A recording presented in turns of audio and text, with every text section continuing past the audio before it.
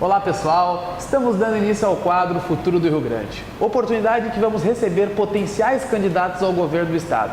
E aqui na minha frente está o ex-prefeito de Pelotas, Eduardo Leite.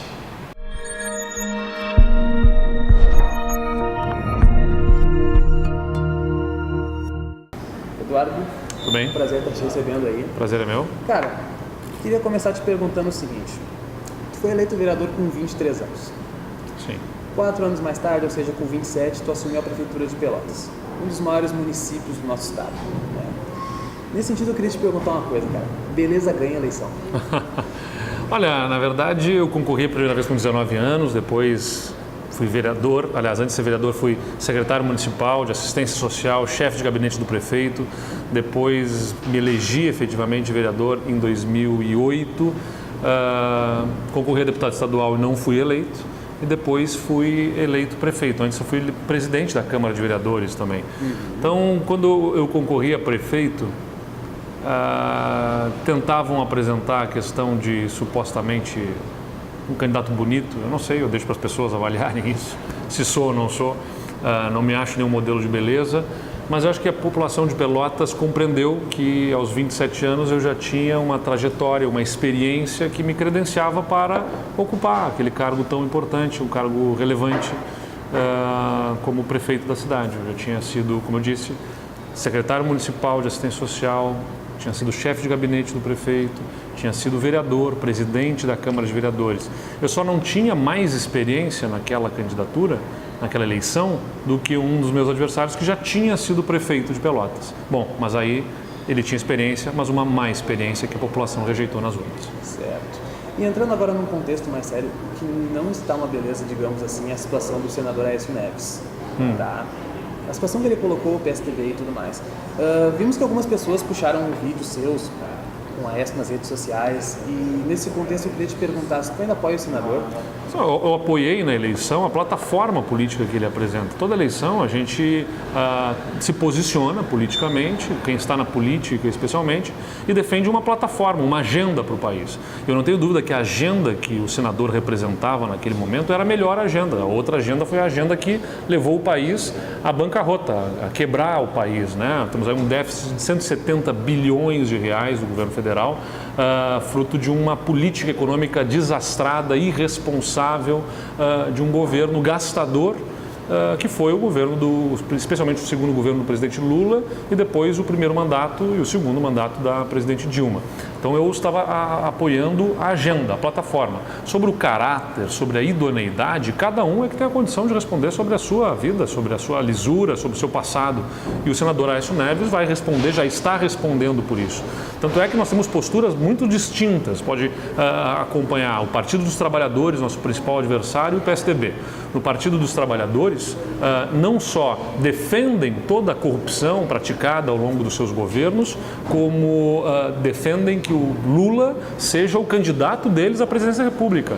Um candidato, um ex-presidente da República que foi, inclusive, já condenado em primeira instância por corrupção, né, por tudo que se envolveu aí no seu governo, já em relação ao triplex de Guarujá. Ainda tem o processo do sítio, ainda tem outros tantos processos com os quais o presidente se envolve, o ex-presidente se envolve, e o PT quer ele como candidato no ano que vem. O PSDB é diferente, não se fala, ninguém fala no PSDB em colocar Aécio Neves como candidato a presidente nesse momento, e nós, inclusive, buscamos o afastamento dele da presidência do partido e agora está se defendendo, inclusive, que ele renuncie à presidência do partido. Então, são posturas muito distintas que me deixam bastante confortável de que o PSDB tem os seus problemas, mas não é um problema institucionalizado do partido, é um problema pontual de cada um dos integrantes que tenham se envolvido em atos errados pelos quais eles devem responder, respeitando-se o devido processo para que ele justifique aquilo que foi apresentado publicamente, se defenda judicialmente e, bom,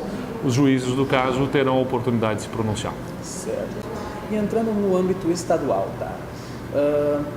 Você curto direto. Por que o senhor quer concorrer ao Piratininga? Na verdade, eu terminei o meu mandato em Pelotas. Sou contra a reeleição, acho que a reeleição é um problema no nosso sistema político. E entre os 5 maiores municípios do Rio Grande do Sul, Pelotas foi o único em que houve continuidade de um projeto político na cidade. Nem em Porto Alegre, nem em Caxias do Sul, nem em Canoas, nem em Santa Maria, que são os outros 4 maiores municípios do estado, e nenhum deles os prefeitos conseguiram eleger os seus sucessores. Em Pelotas nós conseguimos eleger a continuidade do nosso projeto com a Paula, que era a minha vice-prefeita, e que foi eleita com a maior votação da história da cidade, a única das cidades que não teve segundo turno, foi resolvida no primeiro turno, o que também é inédito em Pelotas. Nunca tinha havido uma eleição de primeiro turno, né? Sempre tem 2 turnos, desde 96. E a Paula fez 60% dos votos no primeiro turno, o que significa aprovação ao nosso mandato, ao nosso projeto que está sendo implementado na cidade. E, claro, o talento da própria candidata, que tem os seus méritos, evidentemente, nesse resultado, mas é também a aprovação ao nosso mandato.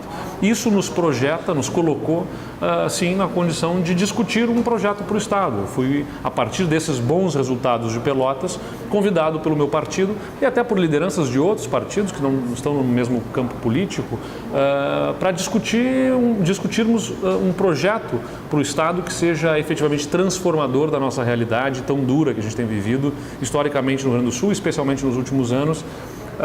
E eu acho que política a gente tem que entender os momentos, né? Ou seja, não é sobre entrar na boa, só quando as coisas estão bem. Se o momento político em que eu devo agir para ajudar o meu Estado é esse, em que está tudo tão difícil, não é o mais fácil, mas é também o mais desafiador. E eu estou à disposição, acho que governar Pelotas, que é a 3ª maior cidade, mas é a 9ª economia, ou seja, isso mostra o quanto de problema que a gente tem que administrar. Eu posso dizer que tenho, acho, talvez muito mais familiaridade em administrar problemas, dificuldades, falta de dinheiro e crescentes demandas em relação ao poder público do que prefeitos de outras regiões que são mais ricas e que têm mais orçamento, né, do que Pelotas. Eu aprendi diretamente na dificuldade, nos problemas da cidade, e acho que posso oferecer uma contribuição ao nosso Estado, de uma visão mais moderna do papel do Estado, das parcerias que se devem desenvolver com iniciativa privada, para viabilizar uma política de investimentos que coloque o Estado do Rio Grande do Sul em condições de competitividade no cenário nacional. E já entrando assim, nesse contexto da sua gestão em Pelotas, ela foi muito bem avaliada.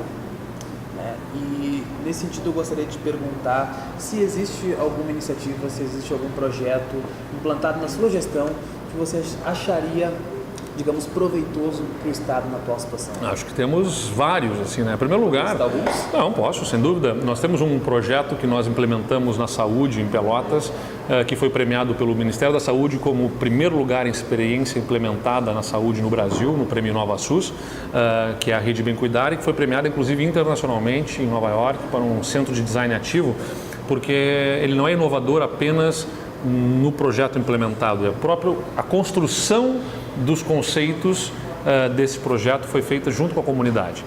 O que ele significa? Nós pegamos um posto de saúde, ao invés de virmos com a solução para o posto de saúde, com as soluções que seriam apresentadas ali em novos serviços, nós convidamos os próprios servidores do posto de saúde, os usuários, o Conselho de Saúde, em oficinas, em processo de participação direta, a construírem os serviços que o posto de saúde iria oferecer.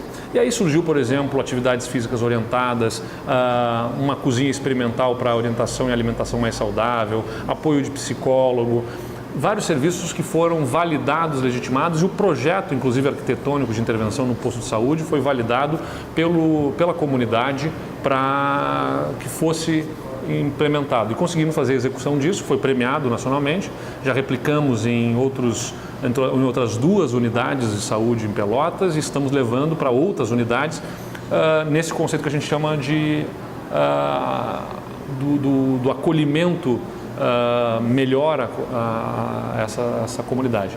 Os resultados são interessantes, que mostram a redução do número de atendimentos, a necessidade de atendimentos clínicos, porque as pessoas se sentem bem acolhidas e tratadas já em atividades de orientação física, em apoio com nutricionista, por exemplo, e por isso não precisam recorrer tanto a médicos para tratar doenças, porque elas têm mais apoio em saúde, né, em hábitos mais saudáveis na sua vida.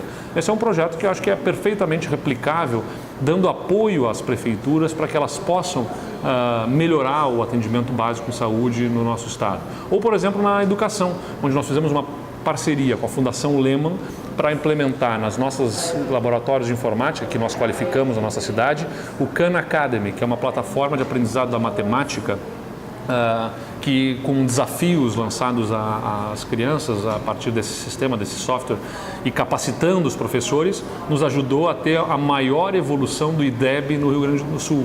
23% subiu o IDEB de 2013 para 2015 em Pelotas, entre outros fatores, por conta de investimentos que a gente fez na educação, em parcerias, como por exemplo a que a gente fez com a Fundação Lehman, para esse aprendizado da matemática. Tu citaste ali a Paula Mascarenhas lá no início da nossa entrevista como parte desse projeto implantado em Pelotas. Assim, eleger sucessora, diferentemente de eventuais candidatos ao governo do estado, tu acredita que isso te faz mais forte na eventual candidatura? No mínimo demonstra o quanto que nós tivemos de aprovação do governo, né? As pesquisas de opinião apontam que nós terminamos o nosso mandato, terminei meu mandato com a maior aprovação que um prefeito já teve desde que se tem pesquisas em Pelotas. Mas isso é efetivamente validado nas urnas a partir da votação que a Paula teve, que, como eu disse, no primeiro turno foram 60%. Eu tinha sido até então o prefeito com a maior votação no primeiro turno, com 39%. E a Paula se elegeu no primeiro com 60% dos votos. Acho que ajudou, é importante e demonstra o que eu tenho muita clareza, é que a população não te exige que tudo esteja bem, porque a população já aprendeu ao longo do nosso processo democrático no Brasil de que não existem soluções milagrosas, não existem salvadores da pátria, né? E eu tenho essa expectativa que as pessoas tenham essa compreensão de que não existe salvador da pátria e nem solução milagrosa. O que se precisa é ter um rumo, ter um caminho, né? Não é que tudo esteja bem em Pelotas. A cidade de Pelotas tem uma série de problemas, demandas históricas que ainda não conseguiram ser superadas. Mas ela entendeu e compreendeu que nós colocamos a cidade num rumo, que a cidade está melhor hoje do que estava há 5 anos e que esse projeto é o que pode trazer mais benefícios para o futuro. Eu entendo que para o Rio Grande do Sul é a mesma coisa. Não é sobre resolver todos os problemas do Rio Grande do Sul. Nós temos um quadro crítico nas finanças públicas, mas nós temos que atacar esses problemas das finanças públicas e temos que também ter um projeto de desenvolvimento que passa por viabilizar investimentos privados no nosso estado, que passa por repensar a educação e ter uma estratégia para a melhoria da qualidade do ensino, mesmo sem ter toda a capacidade de investimento neste momento, que passa por um investimento aí sim focado na segurança pública do estado, para que a gente possa oferecer segurança e qualidade de vida à população. E não quer dizer que a gente vai conseguir, eventualmente, se tivermos a oportunidade de levar esse projeto adiante, resolver tudo isso em 4 anos, mas eu tenho a segurança de que a gente pode sim oferecer resultados concretos para que a população enxergue um rumo, enxergue um caminho, né, e perceba que o Estado pode ter uma evolução nesses 4 anos que injete esperança e ânimo em relação ao futuro do Rio Grande do Sul. Tu comentaste que tu é contra a reeleição, né? No nosso sistema político. Eu digo, por causa da fragmentação partidária que a gente tem no nosso sistema político, eu acho que ela é um problema. Mesmo que ela tenha sido criada no governo do PSDB? Ela foi criada pelo Congresso Nacional, por uma emenda constitucional. Eu acho que ela não foi uma boa experiência, especialmente considerando o conjunto do nosso contexto político. Eu não sou contra a reeleição em si. Eu sou contra a reeleição porque ela demonstrou que o nosso sistema político tão fragmentado, ela é muitas vezes, geralmente, usada de forma a colocar o governo como balcão de negócios para garantir apoios para a reeleição. Isso precariza, muitas vezes, os quadros técnicos do governo e, consequentemente, os resultados que ele apresenta à população. Eu acho que é interessante que você possa ter a continuidade de um projeto com a troca do comando, até para que seja uma oportunidade de uma revisão de todos os processos de concessão política que um governo fez com a troca do comando, né? Quando eu encerrei meu mandato em Pelotas, nós promovemos a exoneração dos servidores para que o novo governo, dos servidores dos cargos em comissão, para que o novo governo fizesse uma nova formatação, entendendo quem eram as pessoas que deveriam continuar e quais as pessoas que deveriam sair em função de um novo momento político. E isso é uma oportunidade que eu acho que só a troca do comando é que oportuniza. Isso exigiria, então, ampliação do tempo de mandato? Claro. Não necessariamente. Não penso que haja... Acho que a gente não tem que pensar, é pouco fazer... As pessoas me perguntam, tá, mas tu acha que tu não achas que é pouco 4 anos? Realmente, para promover mudanças, 4 anos é pouco. 8 anos também é pouco para grandes mudanças. 12 anos talvez seja pouco. Acho que o Rio Grande do Sul precisa, são 20 anos de bons governos para conseguir se reposicionar integralmente no cenário nacional como um Estado mais próximo do que a gente sonha. porque o que se fez ao longo de 40 anos gastando-se de forma irresponsável nos levou a uma crise brutal, estrutural, que não vai se resolver da noite para o dia. Então essa expectativa de que você vai conseguir, não consegui fazer em 4, vou fazer em 8, também não vai conseguir fazer todas as mudanças em 8. E faz parte do projeto fazer mudanças na saúde, faz parte do projeto fazer mudanças na educação, faz parte do projeto ajudar no desenvolvimento, promover investimento em infraestrutura, faz parte do projeto para mim também ajudar e colaborar para que novas lideranças políticas sejam formadas e possam ocupar espaço, e por isso eu sou contra a tentativa de vender-se de que só uma pessoa é a resposta. Não é só uma pessoa, é o projeto que é importante e você tem que fortalecer novas lideranças para ocupar e efetivamente liderar esse projeto. Como eu fiz em Pelotas e tenho muito orgulho disso. A cidade sempre vivia com os mesmos nomes, os mesmos sobrenomes. Há 20, 30 anos, o candidato, o nosso principal adversário do PT, depois de ter sido durante 5 eleições o mesmo candidato, nessa última eleição era a mulher dele a candidata. Então, sufocaram dentro do próprio partido o surgimento de novas lideranças. O que de novo esse tipo de prática política pode oferecer para a cidade, né? Então, nós quisemos fazer algo de diferente. Ao invés de insistir de que somente uma pessoa pode resolver, nós temos um projeto que é tão mais importante do que as pessoas, que a gente pode trocar a pessoa que comanda, que o projeto vai adiante, e oferecemos alguém com qualidade, que é a Paula, para tocar esse projeto adiante.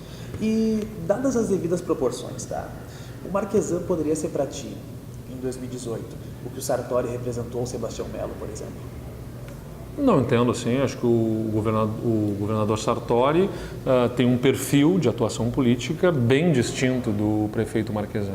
Acho que o prefeito Marquesan tem demonstrado, tem suas dificuldades por enfrentar grandes problemas e grave crise em Porto Alegre, mas demonstra sim a condição de comandar a cidade e a disposição de implementar um projeto diferenciado, estruturado, com planejamento, com foco em resultados. Ele sabe muito bem o que ele quer oferecer para a cidade de Porto Alegre e enfrenta as suas dificuldades. Eu também tive os meus problemas em Pelotas durante o início do meu mandato, enfrentei resistências, tirei muita gente da zona de conforto na cidade, tive os conflitos, mas com essa disposição de enfrentar problemas crônicos foi que nós conseguimos abrir o espaço para o investimento, para alcançar o melhor índice de gestão fiscal da história do município, no indicador que mede gestão fiscal pela Firjan, por exemplo, e com isso viabilizar os investimentos que transformaram a realidade da cidade em saúde, em educação, em infraestrutura.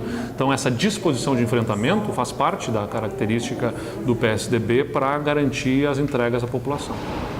Eduardo, falando da tua idade, tu tem apenas 32 anos, completos em 10 de março, isso. É isso? Tá certo. É uma idade que ela é relativamente nova quando a gente compara com eventuais candidatos ao governo. Não seria arriscado para a tua carreira política pegar o Estado nessa situação? Eu não penso na questão da carreira política. Se eu colocar minha carreira política como norte da minha atuação, das eleições que eu vou disputar, perde completamente o sentido da política para mim. Se eu estou na política para ajudar a transformar o mundo a partir da minha aldeia, da minha comunidade, não é em função do que isso vai me beneficiar em termos de uma carreira política. Se a minha missão for ser governador com esta idade agora e futuramente não ser mais nada, que seja. A meu interesse é poder colaborar com o meu Estado para que ele tenha um projeto alternativo que ataque problemas estruturais e que aponte uma nova condição de desenvolvimento. Isso não significa necessariamente ser popular e garantir uma carreira política à frente. É sobre cumprir o nosso papel ao nosso tempo, né? Se o tempo que surge para mim é este, eu vou aceitar o desafio que se apresenta à minha frente. O Rio Grande do Sul já teve um governador com um pouco mais de 30 anos, que foi o Leonel Brizola, quando foi governador também, depois de ter sido prefeito de Porto Alegre, também muito jovem, governou o estado, se não me engano, com 36 anos de idade. Então a questão da idade não me preocupa. Tu está saindo da Zona Sul agora, fazendo roteiros, e pouco a pouco o Estado vai te conhecer. Mas para a gente ter uma ideia, assim, quem é a tua referência política hoje? Acho que uma boa referência política no plano nacional para mim é o ex-presidente Fernando Henrique Cardoso, que me ajuda a demonstrar que a jovialidade, né, que a gente procura não está nas ideias, não está na idade, ela está nas ideias. Aos 86 anos de idade, o presidente Fernando Henrique é alguém que tem ideias arejadas, que tem uma visão completa de sociedade, até pela sua própria formação, e para mim ajuda também a demonstrar que liderança política que a gente precisa agora não é a preocupação apenas de contas em ordem. A gente fala muito sobre gestão, sobre ajuste fiscal, e são pontos importantes porque são base para a ação estruturada de um governo, mas ela não é um fim em si mesmo, né? Esse ajuste fiscal tem que ser para atender em serviços públicos de qualidade nas áreas estratégicas de desenvolvimento econômico, social, humano de uma sociedade.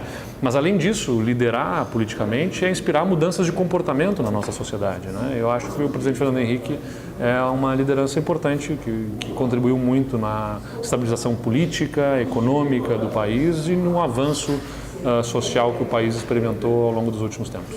E, por fim, como o próprio Eduardo Leite se definiria ideologicamente? Essa questão de centro-esquerda, direita, eu acho tão ultrapassada, mas eu percebo que o Estado, a gente teve uma discussão muito grande ao longo dos tempos sobre ou vai fazer gestão técnica e ter responsabilidade fiscal, ou vai ter sensibilidade social. Parece que havia oposição entre as duas coisas. Tanto é que se discutia, quando se fala agora em ajuste fiscal, de que o ajuste fiscal, o teto de gastos, tem a ver com precarização de serviços ou qualquer coisa assim. E eu não entendo que seja dessa forma. Eu acho que é possível fazer um governo tecnicamente responsável, reconhecer-se o papel da iniciativa privada e sem deixar de ter sensibilidade social e colocar o Estado a proteger aqueles que são mais vulneráveis. Tem uma frase do Macron, presidente da França, quando se lançou candidato, que sintetiza um pouco da minha visão sobre o que deve ser a atuação do Estado. Ele deve liberar a energia daqueles que têm potencial, dizia o Macron, e proteger aqueles mais vulneráveis. O Brasil hoje não faz nenhuma coisa nem outra direito, porque ele sufoca a capacidade empreendedora com a alta carga tributária, com problemas de investimento em infraestrutura que reduzem a competitividade dos nossos produtos, e tudo isso aqui na região mesmo, né, visitando a região do Vale dos Sinos, a gente tem ouvido tanto essa reclamação da capacidade de competição não só da região, mas como acaba sendo do estado todo, pelas dificuldades que a gente tem de infraestrutura rodoviária, pelas dificuldades que a gente tem no nosso principal porto, que é o Porto de Rio Grande, e que faz nosso estado todo perder competitividade. Isso desanima as pessoas que querem empreender, que querem investir, que querem se arriscar na iniciativa privada, e essa energia que elas têm acaba sendo, como eu disse, sufocada. E de outro lado, sufocando essa energia dessas pessoas, o Estado perde condição, inclusive de arrecadação, para sustentar uma política social efetiva, eficaz para aquelas pessoas que são vulneráveis. Você tem que reconhecer que as pessoas têm pontos de partida diferentes. Não dá para pensar que o mercado é a solução para tudo, como é o pensamento liberal, de que, ora, se você arrumar e dar espaço para o mercado, ele se encarrega de promover a inserção social, porque as pessoas têm pontos de partidas totalmente diferentes a partir das oportunidades que até agora lhes foram garantidas no nosso país, né? Por problemas na educação, por problemas sociais que são gerados a partir disso, problemas que vão para dentro das estruturas familiares, inclusive, em função de todas as carências que nós temos, de problemas culturais. Enfim, há uma bola de neve, um círculo vicioso aí que acaba levando as famílias a terem tantas diversidades de ponto de partida. Então você não pode ignorar isso, você tem que ter políticas assim, afirmativas e que ajudem pessoas de pontos de partida diferentes. Mas ao mesmo tempo o Estado não pode alcançar o tamanho que ele teve nessas décadas todas em que ele cresceu, inchou, e que não só drenam a capacidade de investimentos, mas como roubam o foco de atenção do governante. O governador do estado do Rio Grande do Sul deveria estar focado em segurança, em saúde, em educação, principalmente, e viabilizando investimentos da iniciativa privada sem precisar recurso público em infraestrutura, por exemplo, né? Seria o Estado regulador e não o Estado empreendedor. Ele tem que regular o investimento, mas ele não é quem vai efetivamente, de forma direta, promover esse investimento. Mas o governador tem que dividir a sua atenção com uma companhia de mineração, uma companhia de gás, coisas que poderiam estar sendo tocadas pelo interesse comercial na iniciativa privada, de forma até melhor, gerando mais desenvolvimento, mais empregos, e ele tem que administrar não apenas isso, como todo o interesse político que fica em torno disso, né? Porque gerem orçamentos e acabam tendo interesse político de vários partidos de ocupar esses espaços. Você tem que se ocupar ocupar a sua agenda, que deveria estar focada em outras coisas, com isso também. Então, um Estado mais enxuto, focado como eu disse, nas ações sociais que são promotoras de maior igualdade, é a minha visão. E aí você classifica isso se é ser talvez um centro à esquerda, mas eu reconheço muito Como você reconheceria? O PSDB surge originalmente de uma visão de centro-esquerda. Eu me colocaria ao centro, porque busco reconhecer a necessidade de viabilizar com a iniciativa privada os investimentos que o poder público não tem capacidade, e não só financeira, mas não tem a agilidade para promover, né? Você não consegue sustentar uma política de investimentos no poder público, como por exemplo em saneamento, em que em todas as nossas cidades, para viabilizar a universalização de saneamento básico, o Estado levaria o município 20, 30 anos se tivesse uma política continuada de investimentos. 20, 30 anos, estamos falando aí de 5, 6, 7 governos, não necessariamente 7 diretores presidentes das autarquias de saneamento iguais, porque mudam as circunstâncias políticas, as pressões de sindicatos, aumentos de salários e tudo mais, que vão roubando esse recurso que deveria ir para investimento em infraestrutura para levar saneamento para outras áreas. Esses recursos acabam indo para o próprio custeio da máquina e não entregam resultado para a população. Então, se você consegue, através de uma parceria com a iniciativa privada, viabilizar esse investimento, você garante uma política de investimentos estruturada de 20, 30 anos, onde o Estado vai regular e, por uma agência reguladora, vai cobrar os investimentos e vai viabilizar o atendimento ao interesse público, que é saneamento, que é um grave problema que a gente tem no Brasil inteiro hoje e que deve ser melhor gerenciado, e com o poder público, pelas trocas de governo, o eterno recomeço a cada 4 anos, e dentro dos próprios governos as alterações de circunstâncias políticas acabam fazendo com que os governos não tenham capacidade de atender essa demanda, por exemplo. Então, eu reconheço a iniciativa privada como uma parceira para o poder público, que numa relação regulada e bem estruturada pode render muito ao interesse da sociedade. Eduardo, quero te agradecer pela disposição. Muito obrigado. Então estivemos com o ex-prefeito de Pelotas, Eduardo Leite, e até a próxima, pessoal.